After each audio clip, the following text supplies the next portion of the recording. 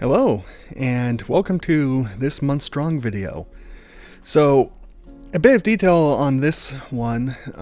Once again, doing it from scratch. Those have seemed to be doing decently well and aren't being too terribly long as I try to figure stuff out. So I think I'm probably going to go ahead and keep sticking with that and doing that. I did try to do more background work with this one with slightly more defined people than I guess I did with the I Livita Mana Cathedral one. Usually I don't like having real defined people in the background because I making it kind of, the center character drawing. These are less less whole background illustrations with a character in them and more of just a character piece with a bit of background to kind of create some, I guess, flavoring around the character that's being drawn. So that's just kind of, we'll see some of that later on in the video and details that go on. And I can't remember if it was in this one, but I think I may have missed a step recording a bit in there, so there'll be a bit of a pop at some point. And some interesting notes, this is also at the time I started kind of changing around how I do some of my background stuff, where instead of using the shape tool to make my shapes and then drawing over that for the line work, I've gone back to and have kind of been working on just doing the line work, drawing it out, and then filling that in with coloring and such. And I've seen this has been done in the last part of the chapter of Mage for Hire, and I've seen some improvements in there that I like. It hasn't been increasing production time too terribly much, but I think the quality is much, much higher.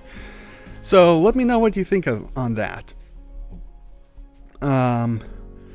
So for this month's video, oh, and I suppose I should go ahead and probably plug this in at the start. Yeah, if you like this drawing, go ahead and come read Gnosis.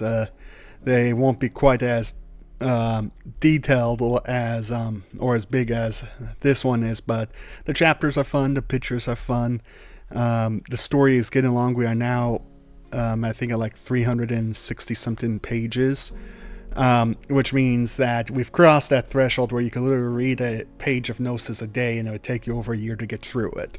So that's quite, I think, a feat in many regards on its own. See now, so yeah, there's also the Patreon. We are coming up on the end of the year of having started that, and that has helped out quite a bit. I did not reach my goal this year of having making $100 of it a month, so that's going to have to roll on and carry on into next year's goal, but I suppose I'll talk more about that in January. But yeah, so for this month I thought, hey, let's do Christmas stories. Obviously it's December. I'm trying out this new thing of thinking ahead of what's coming out next month when I do like the voting page. I mean the Patreon exclusive member page, and these story segments. So kind of going off of that, I thought I'd share some family Christmas stories. So Christmas in my family, I think has been a lot of fun. It's not like I wouldn't say it's the biggest thing, but it's not a small thing in my family. By comparing, and what kind of creates this weird thing is my mom really likes Halloween, so she likes to do all the fun Halloween decorations and such. And for Christmas, yeah, it kind of matches that same energy. So it's kind of a back-to-back between Halloween and Christmas of high energy holidays. So that's just kind of the in my family, I guess, the only competition it has, or it actually has competition. I remember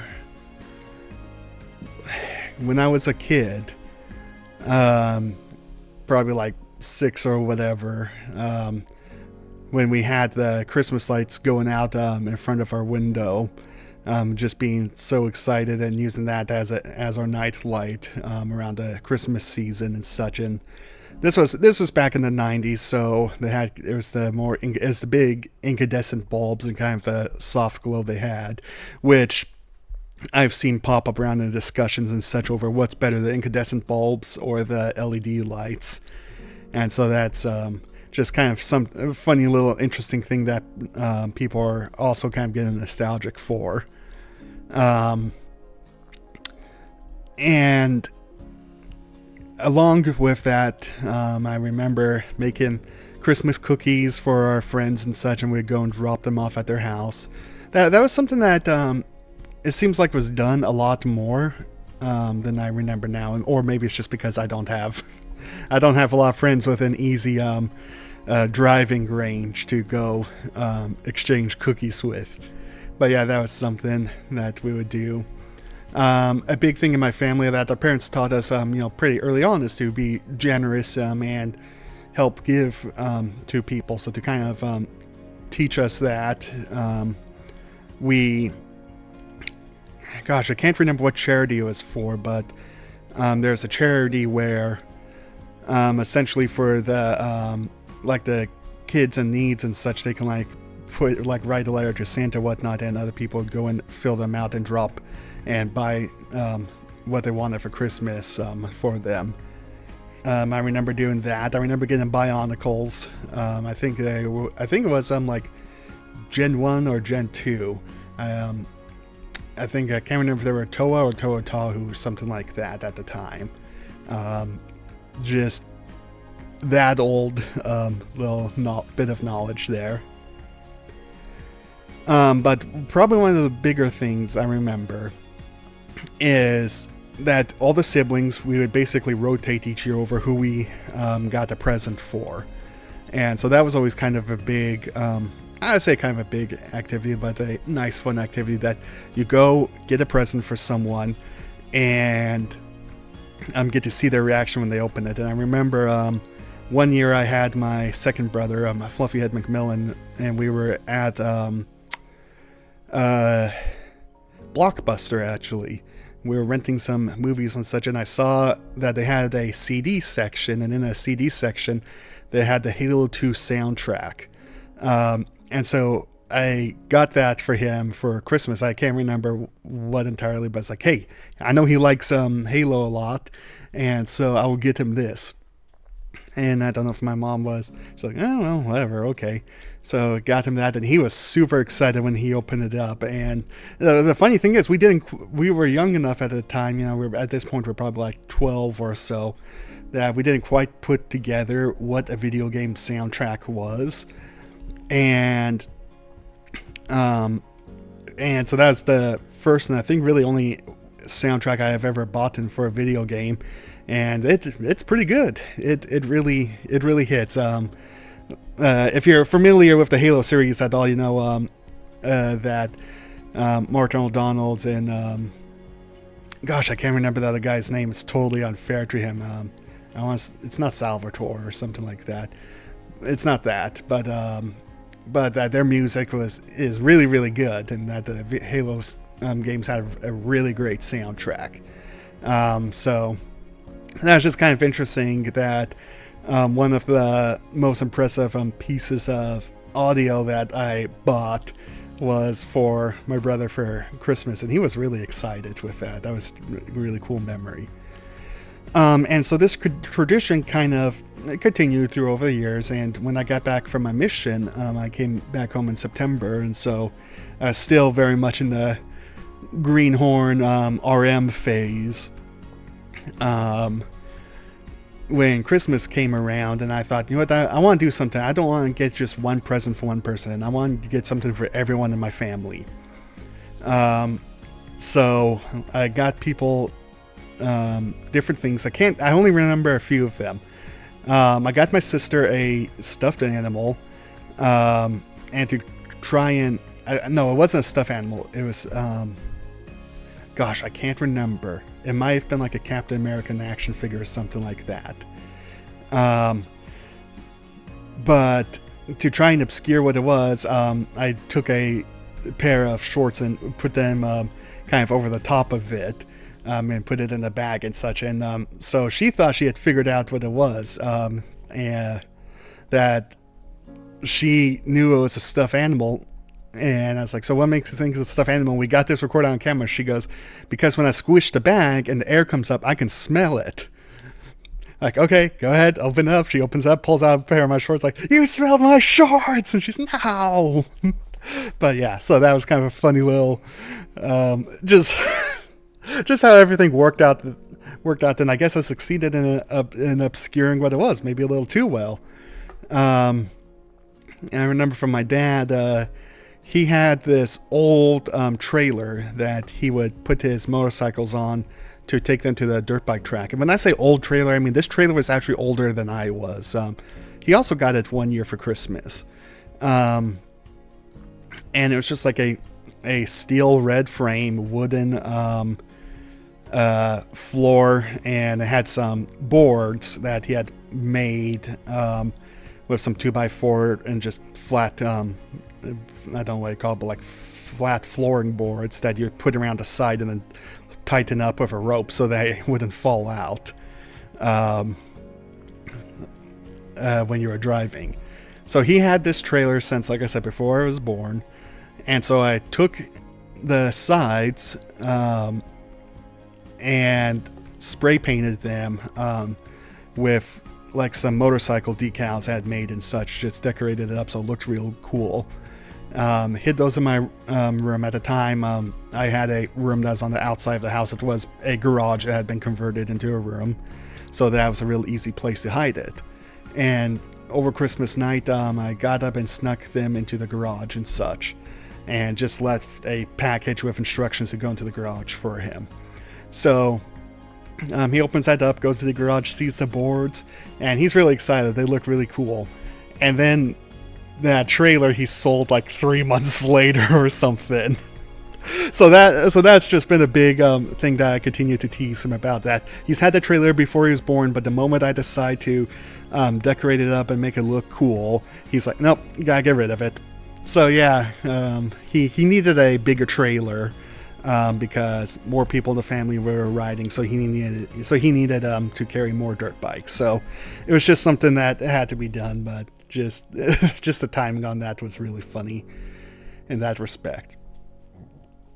So, and in many respects, this tradition has continued even as we've gotten older. I think this is the first year in my family that we're not doing sibling gifts, and it's kind of because a lot of the siblings have kids now and such, and so we just to try and not stretch everyone's budget out too much, we've decided not to do it. I can't remember what I did last year for my sibling gift, which is probably bad. But I remember Fluffyhead McMillan, again, he was very generous. Him and his wife, they got me a big, like 6-foot long chillet from Pal World that I use as kind of like a body pillow and a weighted blanket and such. And the funny thing is, his little girl, the hair muncher, I forgot what her code name was, but the hair muncher, they had it in their house, and she saw it, and she wanted to play with it so much because she thought it was so cool, and she's not wrong, it is. But yeah, so that's kind of something funny that they had to quickly bag it up in the garbage bag and bring it over, so she would quit trying to play with it. And now it hides in my room. I don't think she knows I have it.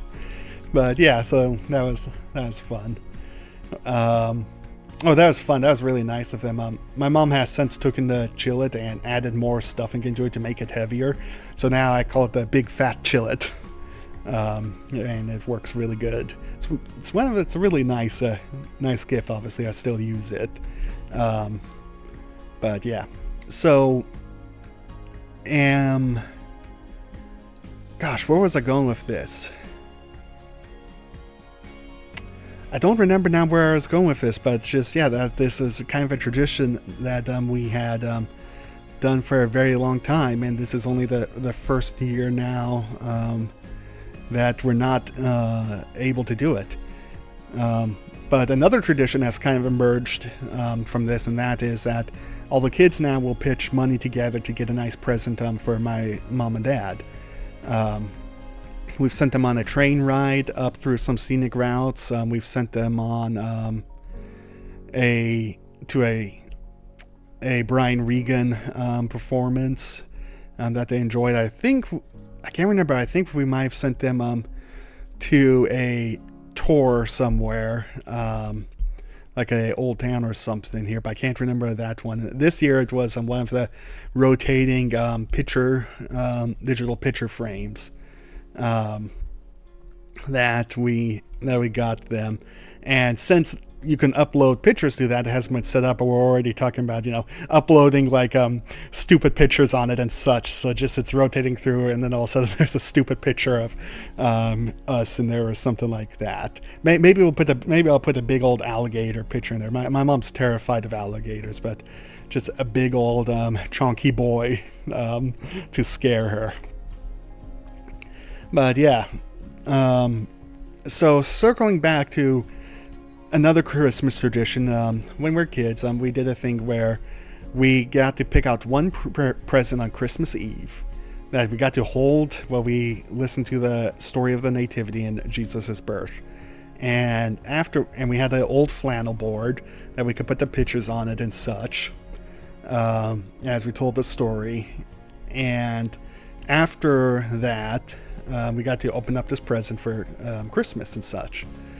So that was just kind of an interesting aspect. But I remember one year we had stuffed Pokemon toys, and we kind of figured out which ones they were. And so for our present, we all opened them up and had stuffed Pokemon, and I had a Squirtle. The Squirtle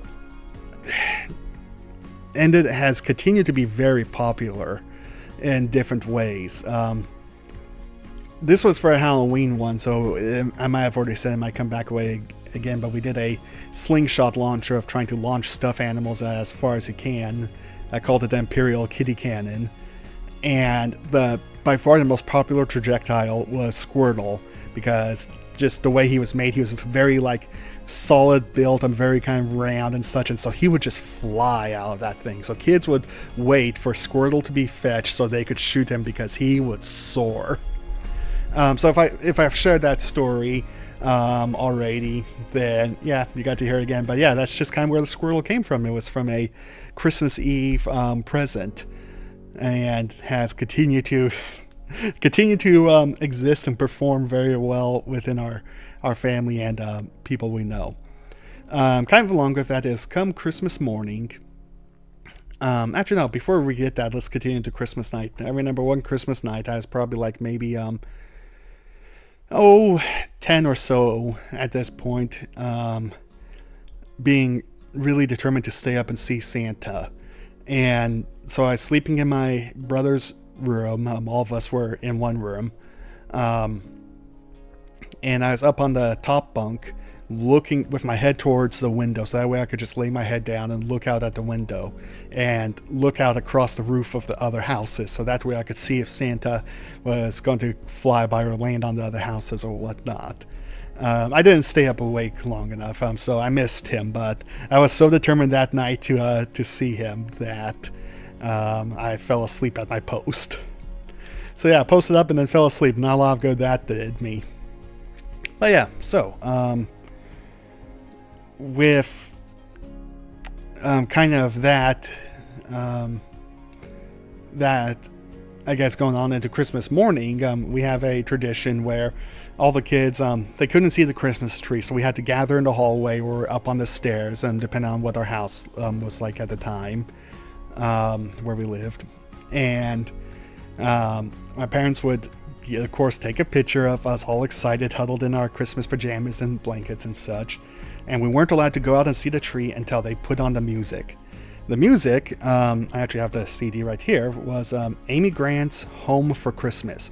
When we heard that music, we were allowed to run to the tree and see the tree, see the presents, and start divvying them up into piles and such.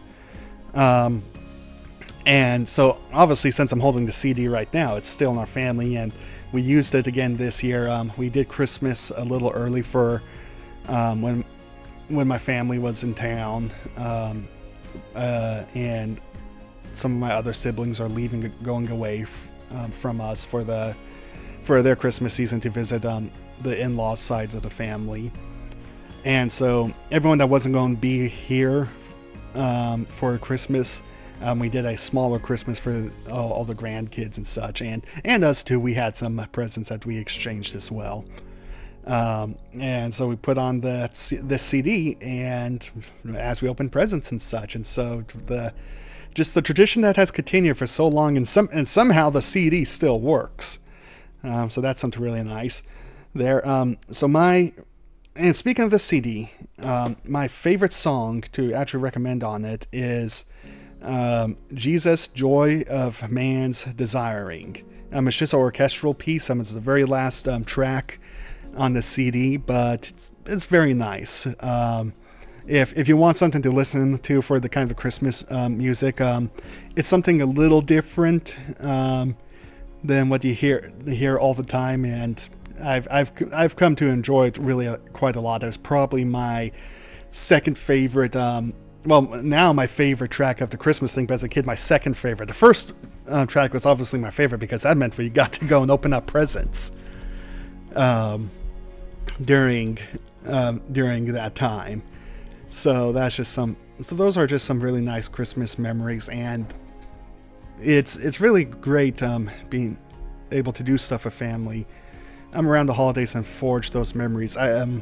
There's a particular incident where we were a little too naughty, perhaps right before Christmas hit, where the albino champ's second brother is terrified of having his Achilles tendons pinched. All right, and so he's laying on the recliner seat, and me and my brother see him. My brother kind of waves him over, and my first brother waves me over to ask me something, and I come over and he yells, "All right, quick, grab Kyle!" So I grab Kyle, and second brother Fluffy Head McMillan, he goes in with a clamp, like for a bag of chips, to clamp onto his Achilles tendon. So we're wrestling and pinning him down so he could get this Achilles, just so he could clamp his Achilles tendon, and he's thrashing that leg, just screaming, just no! And he can't get the clamp on because his Achilles tendon's too big, so he just starts grabbing and pinching it with his fingers, and he's just just thrashing and everything. And we broke the couch. We broke the chair he was leaning back in, and so the back part can't go up anymore. We just snapped a board. The funny thing about this is this was last week.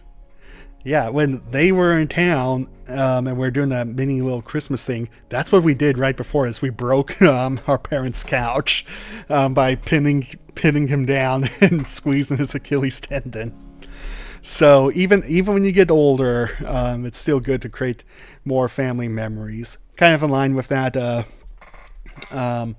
we put all the grandkids into a trailer and drove around the neighborhood, all bundled up in blankets, and looked at the Christmas lights, and it was a lot of fun to see their grandkids just getting hyped, looking at the Christmas lights.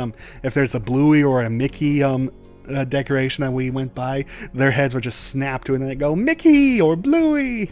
Sometimes when they did that, two of them were really hyper and were just bouncing around and screaming. One of them, he would burrow under the blankets to stay warm. This was I don't know if I have a code name for him, but he's my sister's first, and so he's a big guy, very nice and mellow, and he just loved to kind of burrow under the blankets, get snug as a bug. But yeah, so that's just another memory from last week there.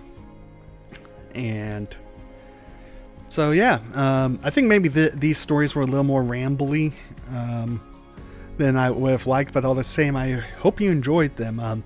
Just a few fun Christmas stories to help get you in the Christmas moods and thinking about fun stuff that you do with your family, or maybe even ideas of stuff you would like to start to do. That's a funny thing about how traditions work. You can either continue them or start your own. And so I hope that whatever you decide to do and figure out works well for you, and that you have a very, very Merry Christmas.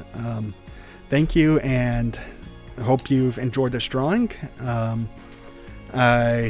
And all the support this past year that I've received from you viewers, as I've started kind of trying to expand ways to advertise Gnosis and get more viewership and stuff. So thank you very much. I hope again you have a very Merry Christmas, a Happy New Year, and I'll be back in 26 in January again. So yeah, thank you and goodbye.